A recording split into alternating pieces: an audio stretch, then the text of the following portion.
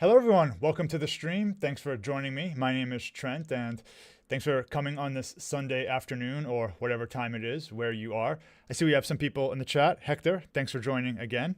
If you guys can see this, if you can see me actually talking now, if you could just let me know in the chat just so I'm not going here by myself. A couple times we've had some technical hiccups where I thought I was online, but I'm not. Looks like I'm online from my end based on my YouTube analytics over here. So hope you're all doing well. For those who haven't been here before, usually what I do is I have a main topic that I cover for the beginning of the session, and maybe it's 30 minutes or so, and then after I kind of answer the questions I got from comments on my videos throughout the week. But if you have any questions throughout the stream, feel free to ask in the chat there. Of course, if you have questions on this topic, then I can answer them immediately. And if you have questions about other stuff, I'll put it into the QA section at the end. Hey Sekhmet, nice to see you, and thanks for letting me know it works. So I'll assume everything's going according to plan then. So today, I had this topic, I call it healing brushes, but I mean, it's all kind of these repair brushes that you see in Affinity Photo, and this is going to be an Affinity Photo session. These tools don't exist in Affinity Designer. So we'll be using Affinity Photo. I put the little icon here. I guess I should have put the words Affinity Photo. But again, this is going to be like those inpainting tools, the patch tool, the blemish tool. We're going to kind of go through all of those things and see how they work. So I do have a video about this I made like last year at some point. So, and now I just kind of want to do a live stream version of it. So that's what today will be. So let's move on to this topic then. So I'll open Affinity Photo here. I think I already have it opened. Yeah, and I loaded this demo image here. And I guess a lot of these tools, a lot of people will use them for portraits and things like that. That's certainly a case you can use them for. I like doing examples with just other stuff, so that's kind of why I chose this example here. But this is just a file I opened, and I saved it as an Affinity Photo file, so nothing too special about it. I think I got it on Unsplash or something like that if you want to find the reference there. Hi IH, hope things are going well in Germany. So the first one I want to look at, let me just bring my notes here. The first one I want to look at is the clone tool. And one thing I kind of want to mention right off the bat is when possible, it's nice to use these tools non-destructively. And what that means is we don't really want to edit our current layer we're on. When possible, we want to create a new layer above it that we can work with. So I'll create a new pixel layer here. And let me make sure, yeah, my zoom in works. So I'll just add I'll click this button here. And what that's going to do is going to add a new layer above my background. So my background is my image, and I'll add a new pixel layer. Now, one thing to be careful about with Affinity Photo, I'll just kind of say this now, is that even though it has this lock icon, you can actually do stuff on layers when they're locked. So if I select a paintbrush and I just paint, like I actually painted on that layer even though it's locked. The locked is really about, I think there's other things where it's like you can't move it or something like that. I think that's the main purpose of lock. But that always kind of confused me because I'm very used to programs where you can actually lock layers to protect yourself from like ruining your picture, like in Procreate or maybe even Photoshop did it this way too. So that's just something to keep in mind. Lock won't protect you from accidentally ruining your image, so make sure you're on the right layer. So let me go back and add the pixel layer. So I get my pixel layer there. And I thought the first one we'd look at is the clone tool, and that's this one here. So clone brush there. And maybe you've used this one in other programs too, so it works in a similar way. So let me also just, as I'm going through each one, I'll add some text just to say like what one I'm on. So I'll say clone brush. I'll just put that there. So I'll tell you the one we're on just so we kind of know. So I've created this new pixel layer here. And I'll select the clone brush tool. So this is kind of the first of our repair fixing tools. It's grouped separately from the other ones we'll look at. So I'll just click on the clone brush here. And we have all these options up here. I'll go over those in a second. But on a high level, the clone brush tool is going to look like a brush. So you can't really see my cursor here. I'll make it bigger. I'm just going to use the right bracket key. And I make my cursor bigger. So with the clone brush, what you want to do is you want to set a source, and then you want to set it, and then you're going to click into your target. So the source is going to be what are you cloning. So let's say I want to clone this boat here. So I'm going to do is I'm going to hold Alt, and I'm going to click on. I get the crosshair, and I'm going to click on my boat.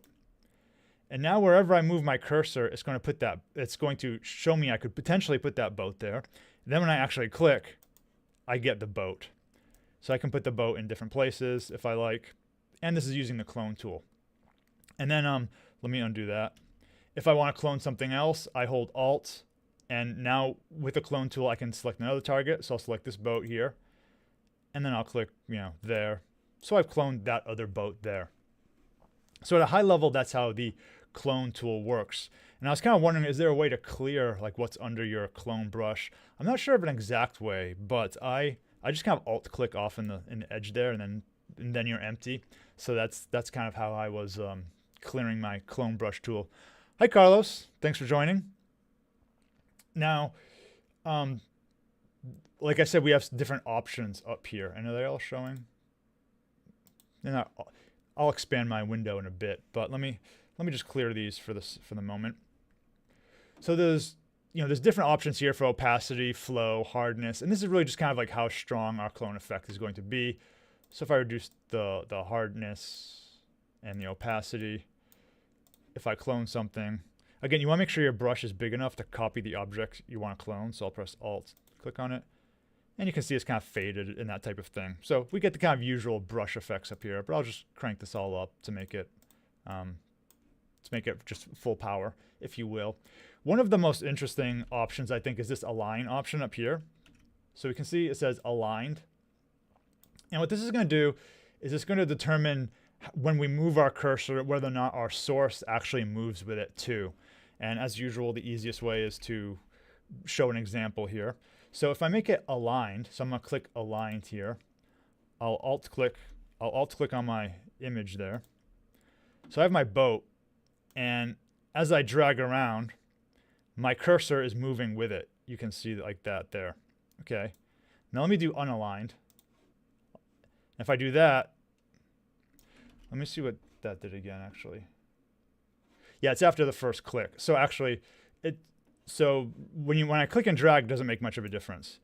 But if it's aligned, when I move the cursor, then it's going to actually move the cursor there. So let me start over with that one just so it's clear. So unaligned is the default thing you probably want. So unaligned, I'll select my boat, Alt click on it, and I can make various boats. I can make the same thing everywhere. And my crosshair is going to stay in the same place. Now, if I select this, if I do aligned, when I do my boat, as I move around, you can see my cursor is moving around too. So it's really kind of determining whether or not our cursor is moving after our source is moving after we put down that first object. So just kind of a little detail there. There's some other options here. Again, I have the window minimized so they're not showing. I'll just drag over text for a bit. Still not really showing. But what you can do is, like, let's say, I'll do unaligned. Let's say you have your boat. If you want, you can make it so it rotates like 45 degrees when I place it down, right? So I can do 45 degrees. And now my clone tool is going to be working at 45 degrees. It's going to be off by 45 degrees because I did that. I can also do scaling. I can do flipping. So I can make it so it's going to be flipped every time. There's all sorts of settings you can do there. And again, that's this arrow here. You're just not seeing it because I have my screen kind of set up to make things bigger for streaming there. Now let's see. I cleared that level here. Now, one of the things that's kind of useful with this tool is the hardness setting. And I showed you these to begin with, but let me show you that again. So a lot of times you might have an object that you want to copy. Let me put these back to 0. There we go. And flip, none. Okay. So a lot of times you're going to want to copy an object, but what you notice is, if I paste it or if I clone it, it looks very out of place, right? So because the edges just aren't matching around it. So you can see this boat doesn't look like it actually fits in that water. So something you can do is actually change the hardness of your brush. So you can kind of reduce it a bit. And what that's going to do, if I select my boat again, it's going to help fade the edges in a little bit better. So you can see that kind of fades in better. But even if you don't like what that did, like if it wasn't good enough for you, what you can do is you can select the eraser, which is here, And you can just kind of like fade it out with a soft brush if you like. So if you go to your brushes, again, I'm using the eraser. I'll just select one of the soft brushes.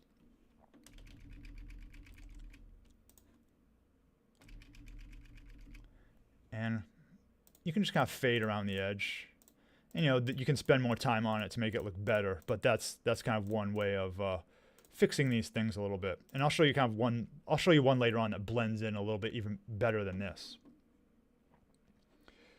And then one other option I'll show you. Some of these options are going to be applicable to everything. So I'm just showing it to you in the clone tool, and it will work everywhere. But we can also use these stabilizer tools. So if I click stabilizer, when I clone something, again, let's clone our boat.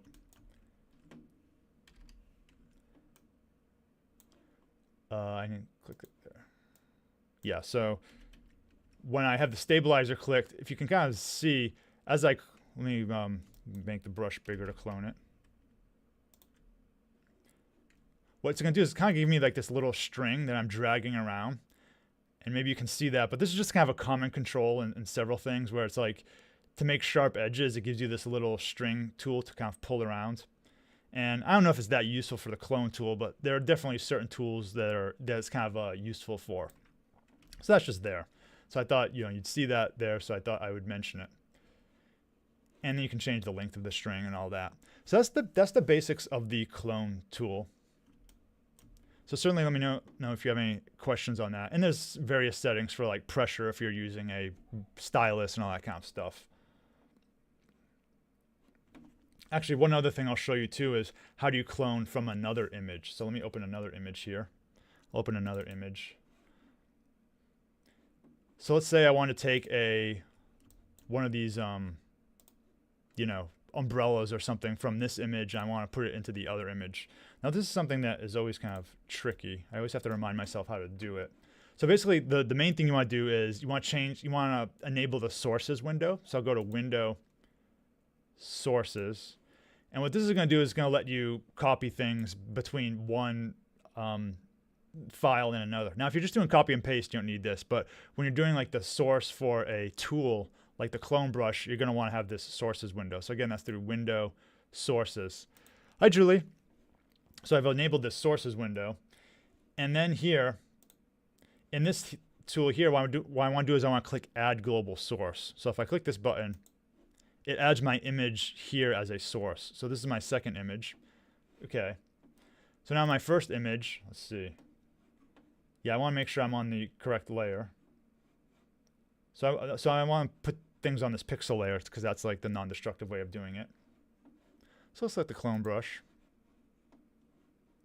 And this is a super important one. Where you have the source of the clone brush, you want to select global. So again, this isn't showing, but this will be an important topic as we go with like the inpainting tool and the other painting tools. There's a source for a lot of these tools, and you have to select the right source to actually have it work the way you want. So here we want to select global, okay? And this is going to allow us to select our global sources there. Now if I double click the image, I can kind of alt click on where I want. So let's alt click on this umbrella here, alt click. And now I have that as my brush here, my clone brush tool. So I can click that and I can put them wherever I want. I could double click on this again. I could alt click on some other person. Let's say these people. And when I alt click on it, it brings me right back to my original image. And then I can put the person in there. Now again, this isn't blending very well. I'm just kind of giving you an example. You could kind of touch up the edges, but that's how you could clone from one image to another.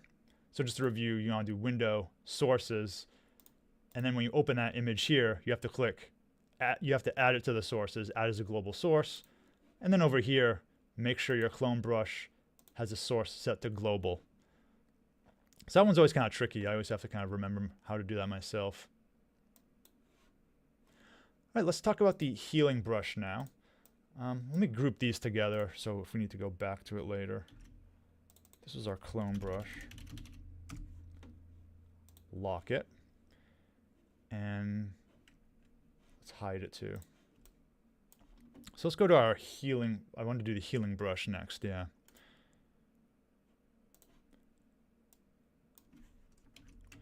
I'm just putting the names here so it's clear. Healing brush. So, like I said earlier, the clone brush sometimes doesn't blend as well. The healing brush is like the clone brush, but it actually blends a little bit better. So the healing brush is going to be one of our tools down here. And you may see like a different option here depending on which one. It could vary, but this is going to be our healing brush tool. So look for one of these icons to find, which is the one by default. I think it's going to default to whatever the last one you used is. So it may look different for you, but just look for one of these icons. So I'll select the healing brush tool. And once again, we'll do our normal thing, which is actually I forgot to create a pixel layer. So let's create a pixel layer. I'll call this healing. And I can alt click on my boat. And if you notice, with this one, it works pretty well, even with the clone brush. When I paste my boat, it actually does a little bit better job of fitting it in. Let's see how it does with this other boat. So if I click Alt, if I put this boat here, it's blended a little bit better. It definitely changes the color. I have the hardness set very low. Maybe I need to fix that. Let's put that there. Let's try it again. Actually, let's make it smaller. Maybe a little bit bigger. Yeah, so it tends to blend it a little bit better, and it's not perfect, but it actually kind of, you can see the edges work a little bit more, and maybe you need to like increase the saturation for this. But so that's kind of the idea of the healing brush, and it's going to work a lot better too on like portraits and things like that. So if you're trying to copy a feature from one side of the face to the other, it's going to kind of blend it in. So that's the main thing about the healing brush. So for example, you can see a dramatic example here. Let me put the boat on land. So if I take this boat, I think I clicked off accidentally, healing brush, alt click. So if I put the brush on land, you kind of get an idea of like how it's trying to blend things together. I'm not sure the exact algorithm there, but that's kind of the point behind it. But I think it's good when you have things that are kind of like a subtle different background, like one part of the water to another. So if I copy it down here, it looks a little bit better. But a lot of these things you're going to have to touch up a little bit. Hey Teek, thanks for joining. No problem about being late. Like I say, I don't take attendance or anything like that. So that's the key thing about the healing brush. Like everything I showed you about the clone brush, basically it works the same way, but it's just trying to blend things in a little bit better. And it's going to depend on your composition and what type of photo you have to begin with. So I'll group that.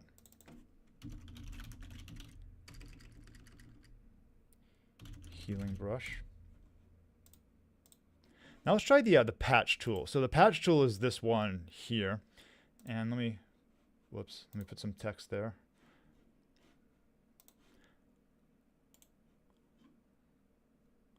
Segmentary is saying this is totally new to you. Yeah, it's a cool feature. I like the way it works. And they kind of, like I said, there's several of them, so I'm trying to show you guys the difference between them. A lot of people use them for portraits and things like that, which is definitely a use case. But you can use it for other stuff too. So we'll look at the patch tool here. So I'm on this pixel layer. And the patch tool, what that's going to do is, it's kind of what it sounds like. It's going to let us take a patch from one area and let us put it over another area. Okay. So the patch tool here, once again, it's down our options. It's this one here. So this is the patch tool. Okay. So I'll select that. And there's kind of two different ways of viewing it. Let's say we want to get rid of this boat. So if I click and drag, with the patch tool, you're dragging like an area to select with it. And now what happens is, if I click and drag, actually, I have the different modes set. Let's see what happens. Oh, I know why. So I made the classic mistake here of not selecting my source. So this is what happens. So when you have the source is very important to select, and you want to have it say current layer and below. Okay. So I do this all the time. I don't know, like, I wish Affinity made this the default setting. So when you're working with these tools, if I just have current layer, I'm on my new pixel layer. So nothing is like going to happen because there's nothing on my pixel layer. But if I say current layer and below, it's going to look at all my layers below it. And the only one I really care about is the background layer. So I'll put that at the top. So this is my background layer. So that's something like you'll do a million times. I do it a million times too. So make sure you select current layer and below with these tools. So now I'll select my boat. And I am on the pixel layer, but it's looking at the layers below it. And now what I do is as I move my cursor around, I can kind of like just slide the canvas around. So let me go back to my middle here. Let me do the other ones. Maybe here it's more clear what's happening. If I click and drag around this, if I drag it down, you see that other boat is coming into place. Okay, so I could replace it with the other boat if I wanted to. I could just double click and it's there. So this is what it was before and this is what it is after. And I'll show you a demo at the end that kind of combines a lot of these tools and you'll start to see like why that could be powerful. So there's some options here that are different than the other ones. So for example, with the patch tool, you can either replace your current area or use that area to patch somewhere else. So I'll say before I was just swapping it out. So if I select an area here, this is the default behavior where I select what new area I want to be there. So maybe I want sand to be there. This is another one of those that's going to kind of blend it in. So even if I click the sand, it's going to mix it with the blue. Let's undo that though. So that's the default behavior, but let me show you the other behavior is if I do selection is source. So what this is going to do is it's going to let me place that patch somewhere else. So if I want to make that object down here, I can do that. Double click. And then it's kind of finalized. I can do another one here. Double click. And I kind of have that other boat there. So it's kind of the opposite of what we were doing before. We can either replace the area in our selection or use that area to fill something else. Now you're probably wondering, like, what do these crazy icons up here mean? So these things. This is just about how we build our selection. So I'll show you here. So right now, every time I click and drag my mouse, it's going to do a new thing. So I can do that, or I can select this area here, or I can select like this area here. Let me undo that. If you want, you can make it so you can add on to things. So I can click the add mode, and these are kind of like Boolean operations. So what I can do is I can, it's hard to find like a good example here, but I could select, so say I wanted to patch this area, and because I'm in add mode, I can select another area at the same time. And I can just keep doing different areas. So this is the add mode. And there may be situations where you want to do that. You can also do the subtract mode. So first you want to create something. And then if you're like, oh, I got too much area, I'll click subtract. And you can start like cutting things out of what you did. So I'm just clicking and dragging areas out of my selection there to make it cleaner. Alexandra, reading your comment. Thanks so much. Glad you appreciate the videos. So, and then the intersects, yeah, that's just going to kind of intersect. So it's going to be the common area of my selection. So it's kind of hard to demonstrate that one, but like, you know, I have a selection here. If I click and drag this area, the top right corner is going to be selected. So it's like that, you know. So more of a niche use case, but that's the way those work. So with the patch tool, these are about changing your selection. And selection as source is going to determine, are you putting new content into your selection or using that selection to put that stuff somewhere else? And like I said, the main thing is make sure you're always doing current layer and below. There's some other stuff for like texture only settings and stuff like for the patch tool. So if I do texture only, like I could take the, I'll make sure you have that set to new also. I could take the ocean selection source, and I could like put it over the water, I guess, if I wanted to. Yeah, so I don't know if you guys can see this, but this is like the water. The water is I can just use the texture of the water, and I can put it over the sand or something if I want. So if there's some texture you want in one part of the image, but you don't want like the color data, you can use that to put it somewhere else. So I think, you know, a lot of times these tools, they're kind of good when you're working with a common background and there's like objects within that background that you want to fix and replace. When you want to take an object and just put it on a completely different background, there's still going to be a little bit of touch-up work you'll need to do there. And finally, let's look at the Blemish tool. Actually, not finally. That's there's still one big tool we'll look at after that. So let's look at the Blemish tool here.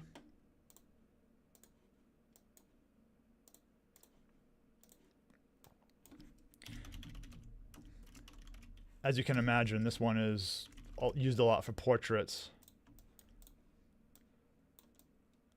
Let me see if I can find a portrait right now. I'll just look online. One of the things, like so many stock photo websites, like the photos are so touched up already that it's hard to find like stuff to change on them. All right, here's one. I think.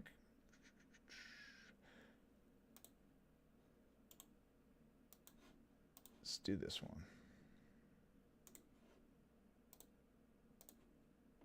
Okay, so we can use the blemish removal tool.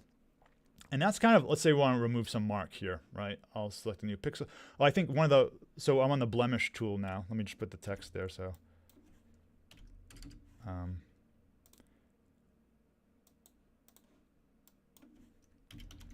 Blemish tool. So one of the downsides of this one is that it's destructive. And so you can probably get away with some other tool instead of this one, but it is destructive. So it will alter your original image here. So I'm on my image and I'll do the blemish removal tool. So that's this one here. And what's going to kind of do is it's just going to like allow you to kind of swap out an area under your cursor. So if I click this, if I drag, you can see I'm just kind of sliding it to the side and I can let go. And it just like moved what was under my, I just slid what was under my cursor. I slid new content into it, if you will, right? So if I have this other mark here, if I click and drag, I'm just dragging it to the side and it's just replacing it with what's next to it. So it's a very quick and easy fix, but you have to just make sure, you know, the lighting and all that still makes sense after you do it. So I can just click and drag.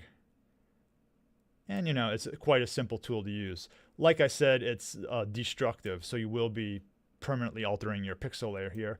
I don't know of a way to make it non-destructive other than copying your pixel layer again if you want. So that's the blemish tool. It's a pretty quick and easy one to use. Not a lot of options either. You're just going to click and drag with it. So that was that one. All right, let's look at the inpainting tool. And I have a new file for that one. All right, so the inpainting tool is one I like a lot. And it's kind of, I guess, one of the, I would say, smarter tools. It's going to remove things and try to fill it in a smart way based on the background. So the inpainting tool is this one here. So the inpainting brush. And I'll just show you what it does first. So I'll select inpainting brush. And let's say I want to get rid of these birds. Now, once again, we can do this non-destructively. So I'll add a new pixel layer and critically make sure our source is current layer and below. So what I can do is I can paint over these birds here. And if I let go, they should be gone. So yeah, the birds disappeared. So you can see before, after, before, after. So what the inpainting tool does is it really does a good job of trying to figure out like what's your background information behind it, and it tries to fill it in with the knowledge, you know, that's around your selection. And let me show you something else here. So sometimes, you know, maybe it gets a little too destructive in terms of the details sometimes. So you can see the clouds here, maybe they're a little soft. So one thing I like to do is, let me do another attempt at that. Sometimes I'll try to take out a smaller area and then go back and take out the, you know, I'll take out multiple smaller areas instead of one big area. Because if you take out one big area, sometimes it has a tendency to lose some of the details. So maybe I'll just take out this bottom one first. So let's go here. You know, I could stop in the middle if I had to. I don't need to like select the whole wire here. I'll do that for the top one. But I'll just do this. You know, it's not too much of a difference, but you know, it might keep the background clouds a little bit better. Now for the top one, I can select it. Let me show you what happens if I select like half of it. So this situation isn't too bad, but if I keep going here. So it's pretty smart about knowing I'm just trying to get rid of the birds there. Depending on the, so there's a little bit got left over there, so I can just go back and click that again. And this is something I use all the time.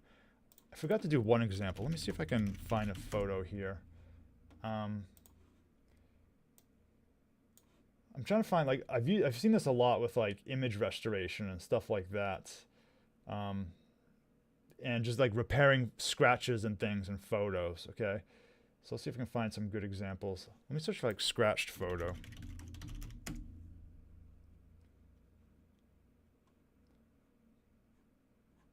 Everything is just like a texture. I'm not seeing actual scratched photos.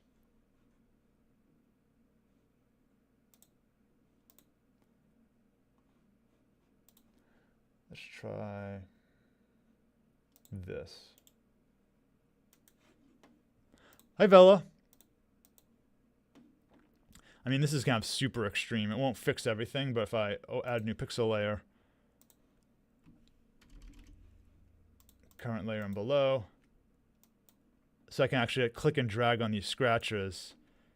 And so you saw in that example, when I click this, it put that other scratch there. So let me get rid of that. So let's see if what happens on the face here. So make a couple attempts. We can clean up his image here.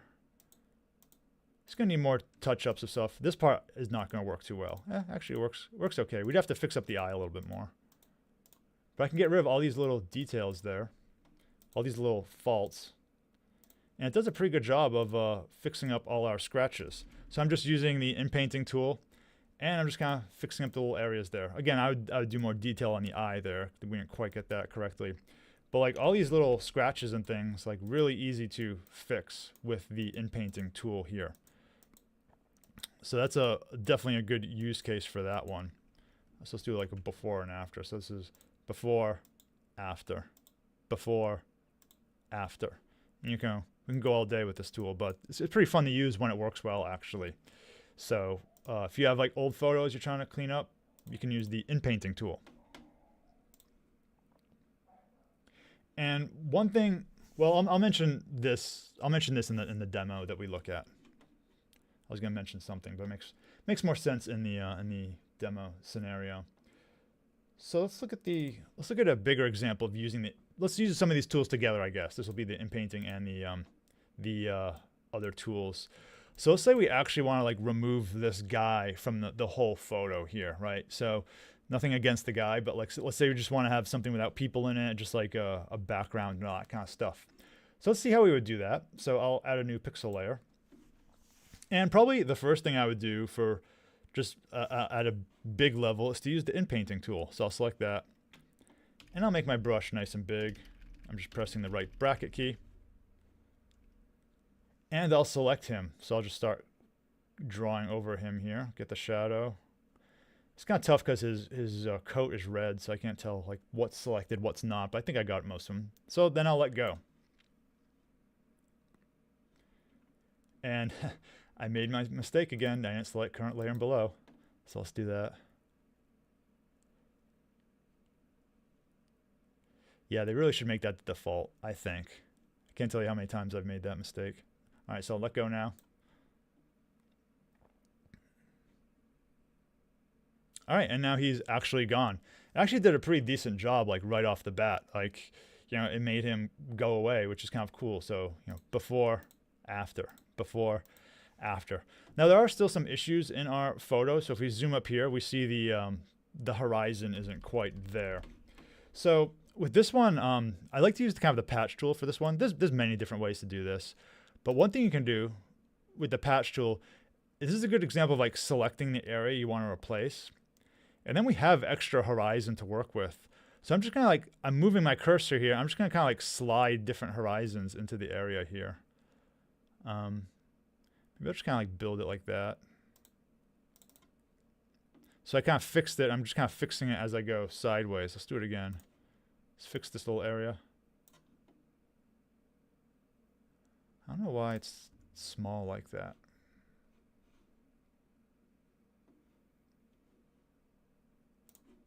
Let's do it again. Oh, God. Always do that thing. Current layer and below. Like I said. All right, now this is going to make more sense. There we go.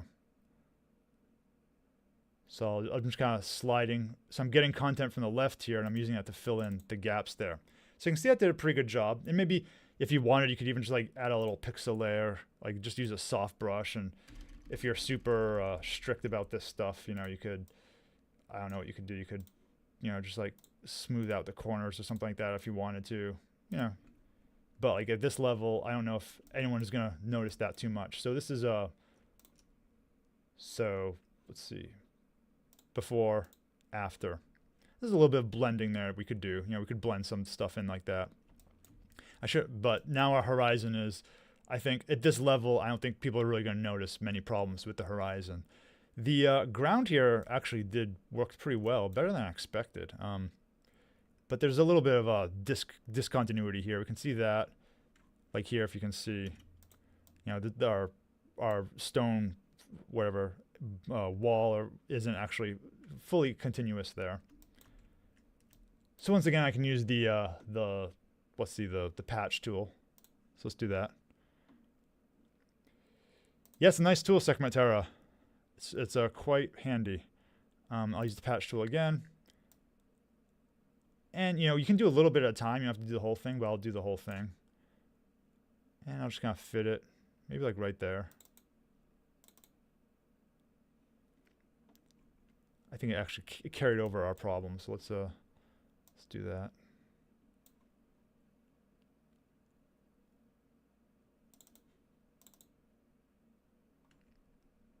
I think it's pretty good, actually. I don't know. I mean, I guess this part here, you can kind of see, it seems like, you know, the wall is kind of blending with the background a bit. But I think it's, you know, it's believable. So actually that example worked out better than I thought it would. Sometimes things get a little, like you'll actually see too many repetitions when it copies stuff. So I'll say this is like 1. Let's do it again. Let me show you stuff that like, could go wrong. So let me see if I can get it to do something wrong. Maybe if I take out the boat. Whoops. Because I was going to say, one thing you want to watch out for, let me add this in, is that sometimes you want to make sure there's not repetitions in the background. And I can see, so I think I see 1 repetition here.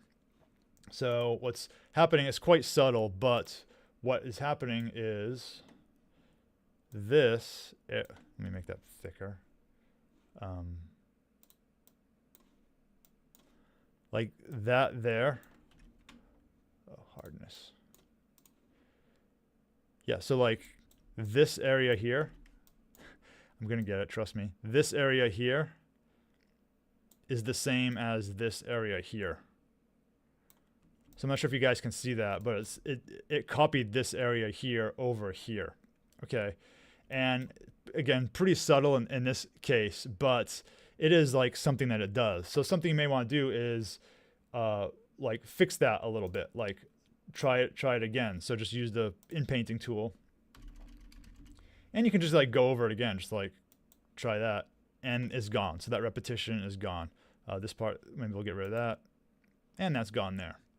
So that one's pretty subtle, but sometimes, actually I see a bigger one here in the wall. So what you can see in the wall is, notice how that is the same as that, is the same as that, is the same as that. So we have these kind of, just these repetitions here. And, you know, with a little scratch like that, maybe it's not going to be too noticeable, but let's see if we can clean it up a little bit. So I'll just like drag over this one. Whoops. Drag over that one. So I got rid of that. Got rid of that there. I'll get rid of this one. So now there's less repetition there. I can also see like this is the same as that. So let's fix that. Get rid of one of those. I don't like that. Just get rid of half of it. Maybe do that. So yeah, so let's do our before and after. So before, after, before, after. Did I click something over here? I think I accidentally clicked something on the boat, but anyway. Ignoring that part, that's how the inpainting tool works. So, you know, kind of the main thing is just when you're doing the inpainting tool, it's really good at removing stuff. Just, you know, check the details, make sure it's not repeating too much. And again, make sure you always select current layer and below, because that's one that's going to get you. It's not on by default. You know, things like horizons, a lot of times is going to give you a gap. You're going to want to you can use the patch tool to like slide in another part of the horizon into your current, into the broken part of the horizon, and kind of repair things that way. But really just like looking out for repetitions and things like that. So yeah, that's basically all I had for the repair tools. I think they're quite cool. Maybe in the future there'll be more repair tools like inpainting or like infilling and that kind of stuff that can like generate things. But right now it's taking what the edge of your selection is and it's kind of just interpolating the area between it. And sometimes that causes repetition. So just keep an eye on it. Don't just use the tool and hope it does the best thing possible. Just, look at the details there. And I think it's pretty neat tool. So definitely let me know in the comments if you guys have any questions on it. They're just an Affinity Photo, and like I said, it's going to vary what icon you see here, but is this group of icons here. And we also looked at the clone tool there. So those are kind of the magic tools we looked at. So with that, I'll just look at some of your questions I got this week. I'll scroll down here. On the artistic text video, I got this one about how can you make text go in the same direction as a slanted line. So let's look at that for a bit. It's a quick one. We'll do new. So let's say you have some type of line. It's like, I don't know, it's going in some random direction. And then you have, your text. Yeah, it's artistic text. So the question is like, how do you make this go in the exact same direction as this? And what you can do is if you click on an object here, if you look at the transform tab, and I'm in Affinity Designer, by the way, just in case you guys didn't notice. Whenever you look at something in the transform tab, it'll tell you exactly how much it's rotated by. And let's say this is like -38, just to make it a whole number. So wherever this rotation is here, you can set the same thing for your text. So I could say, I click on my text, and then here I say -38. And now we have it going in the same direction. And you can put it where you want, and it's going to be perfectly aligned. Another thing you can do is if you start like this, and you start like that, you can also just like, group things together. So in the layer stack, I can group them. And then as I rotate, they stay in the same respective angle to each other, if you will. So yeah, the key is really going to be down here, this transform tab. Like make sure your objects that you want to be in the same direction have the same rotation angle there. And if you don't see that transform tab, you can go to Window and Transform to enable it. So that's how you do that one. So scrolling down. So I got this question about, do I have any plans to make a tutorial? Do I have any tutorials explaining basic file formats, saving files, and opening files to edit? I don't, but I'm thinking of making one just for like explaining the difference between raster formats and SVGs and like Affinity's native formats, kind of explaining, when would you use SVG, when would you use PNG and JPEG, and also explaining DPI, because I think that's something people get confused about a lot. So if you're watching this and you have any specific questions on that topic, let me know and I'll try to include it in the video. I'm not sure when I'll get around to making that one. It's on my list, but I do think it's a topic I've wanted to look at for a while now, because I get questions on it often about like JPEG versus PNG and SVG and all that kind of stuff. So I think this is the last question. So let me know in the chat if you guys have any other questions today about stuff. So this last question I collected here is, do I have any plans to do a beginner tutorial for Canva, going through everything like I did for the Affinity Designer tutorial? Yeah, I have actually. I'm thinking about it. And one of the things is like when I first started this channel, I was going to make like my first video, that big Affinity Designer tutorial. And what I actually found was a better approach was to make a lot of smaller Affinity videos and then kind of take all that knowledge of making the small videos and make a big video about Affinity Designer. So that's why that video came out like 9 months after the channel, started doing other Affinity stuff. And I think I'm probably going to do a similar thing with Canva. I'll probably make a bunch of smaller tutorials, keep doing that for a little bit, maybe for a couple months.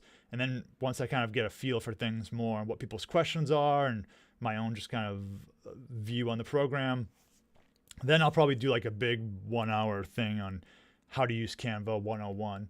And I think Canva is a valuable tool for people getting started. My kind of recommendation is maybe people could start with that and then move on to Affinity Designer. I'm seeing a lot of people take that path. So I'm trying to provide like both sides of the coin, if you will, for both audiences, people using Canva now, and then people that are kind of making that transition to Affinity Designer or Photo or whatever. So that's kind of my approach, my strategy. And so yeah, eventually there will be a longer video on that. I'm also planning some other topics that aren't related to these things at all. I want to do some video recording tutorials because I've done a lot of that, so I have some experience there. So I want to do tutorials for that type of stuff. Probably do more general tech tutorials for other stuff too. So I like the Affinity stuff, but definitely, as I said recently, my interest, and also just for this channel, I want to vary things up a little bit. So you'll be seeing other stuff in addition to Affinity going forward. So that was all I had. That was not sure if there'll be a stream next week. Kind of depends on the holiday weekend plans. So I'll post an announcement if there is or if there isn't. So just keep an eye on that. Maybe there will be, maybe there won't be. Again, depends on the plans. But I think that's basically all I have today. I'll give you guys another minute or so if you have any questions to ask about this stuff. Like I said, I have a couple Affinity videos coming out this week. One on, I have one just on like the view modes, like the pixel mode, the vector mode, and a little bit of artboard stuff and the outline modes. It's not something that will like actually affect your design, but it's something that affects how you view the design and how you use it. And then I had another Affinity one, but I can't remember what it was about. Oh, I made the LUTs video. So we talked about LUTs a little bit last session, and I just kind of went and I made a video about how to actually use LUTs. This is the lookup tables that kind of give you the filter on your images and things like that. So will be coming out soon. I still have to edit those videos. I shot them a couple days ago, and then I'll be editing them. So thanks, Hector. Thanks, Teak. Glad it was useful. And that's basically all I have today. So have a good rest of your weekend. Thanks for watching, and see you next time.